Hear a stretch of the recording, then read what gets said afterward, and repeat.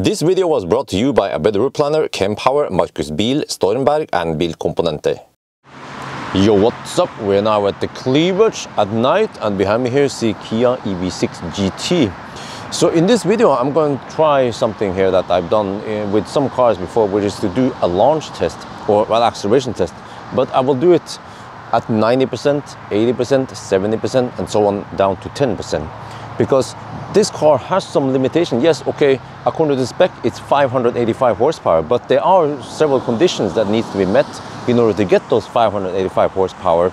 So we will see how long we can get that superpower and then when it fades off and then what happens then with the acceleration time and so on. So yeah, right now we are just parked here. I will plug in soon. Yeah, oh man, look at those fat brakes. Yeah, all right. So let me show you guys some stuff here. This car has this battery optimizer thing. I'm not sure what the heck it's called. But yeah, when you press this button, it will heat up or cool down the battery based on the battery temperature. So see, right in battery care now shows 5.6 kilowatt. You can only run this if you're not plugged in. You can run it while you're charging. You can run it while you are driving or when you're parked like now. So right now you see here, oh, this is a bit weird by the way. Huh? Wait, maybe I should show another thing here.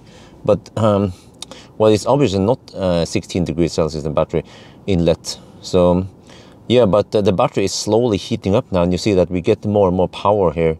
So I mean, already now we should get maximum power. But maybe, yeah, maybe the battery needs to heat up slightly further so we get a lower internal resistance.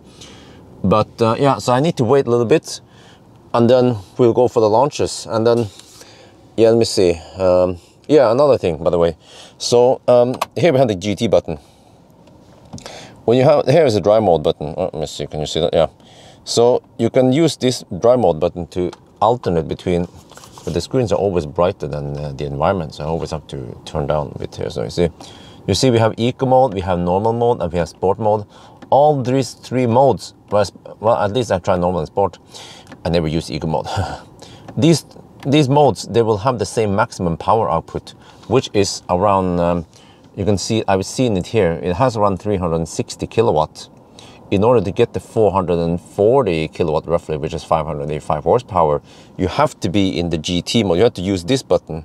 But if you use this one, you will see that stuff changes. I will toggle a little bit here. You see, this is normal mode. And then when you do this, you will see that traction control is off and you're supposed to do this on the track, right? But if you press it again, my shows up here. And that's my dry mode. I'll show you here in this screen.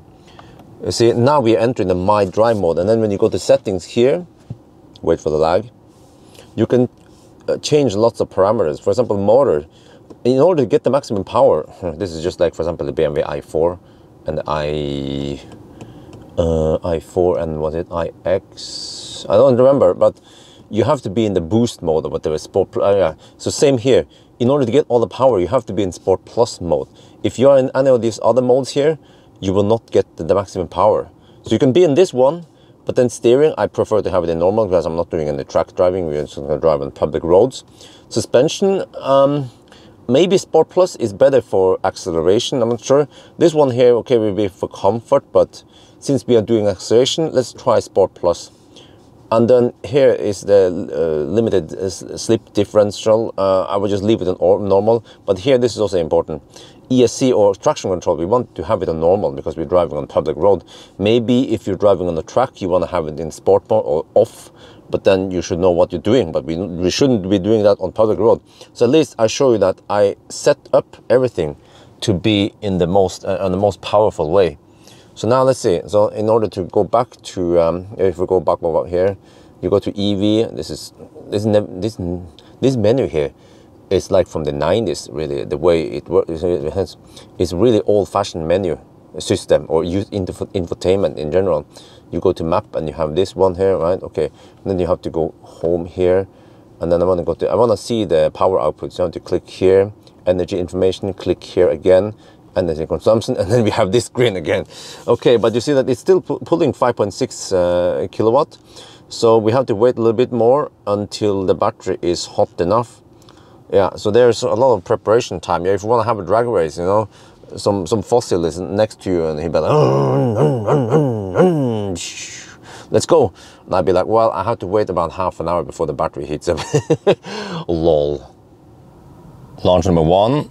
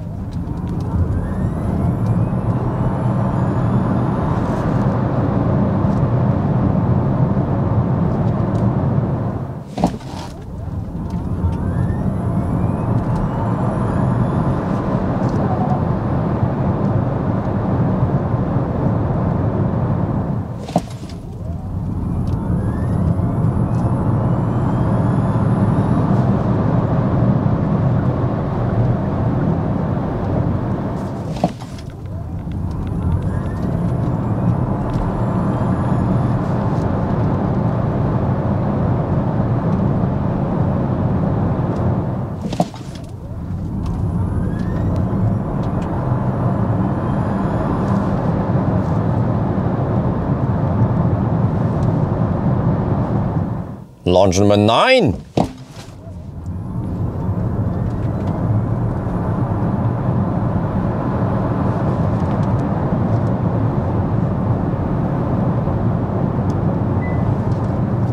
Right, we're back home. Let's take a look at the results. So you see, this is a slightly different test than I normally do. Haven't done too many of them, but yeah. So the EV6 GT does a nice and flat, consistent run all the way to around 30%. You see a slight drop, and then 20% even more, and then 10% even more significant.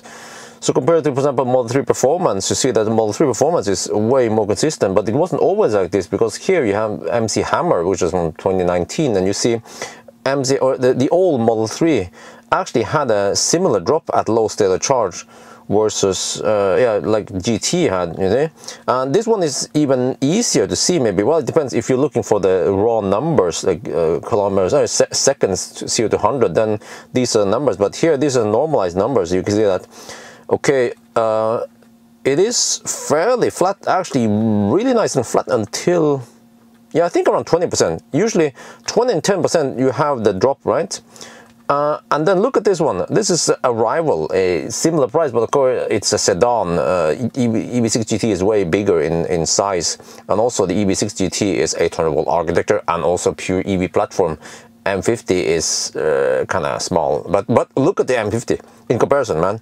The Germans, they just have super nice and flat and consistent yeah, power all the way until 10%. So very impressive. But I just have to point out one thing here, is that the M50 is indeed slower than the EV6 GT, at least until 20%. Yeah, at 20%, then suddenly the M50 gets an edge there. So yeah, we have the numbers here, and then also here, if you have access to some car scanner or whatever, right, OBD tool, you can then see the difference in battery temperature. So I use that battery optimizer, which only works above 70%. And that's why the temperature is fairly high. But then after this one, then you see that it slowly drops, but still maintains okay temperature. And I guess, you know, these batteries, they are not they're not LFP batteries, so they don't suffer that much when it comes to power output. But it seems like towards the end you lose the power. You can see here, actually, yeah, this one is better. So you see that we get okay, this is the battery output, not what goes into the wheel. So there's probably a little bit of losses and transmission losses or friction somewhere. But again, very nice and consistent all the way until here at the very end. Then you get a drop. So yeah, I'm not sure what else to say. It's interesting. I need to show you this.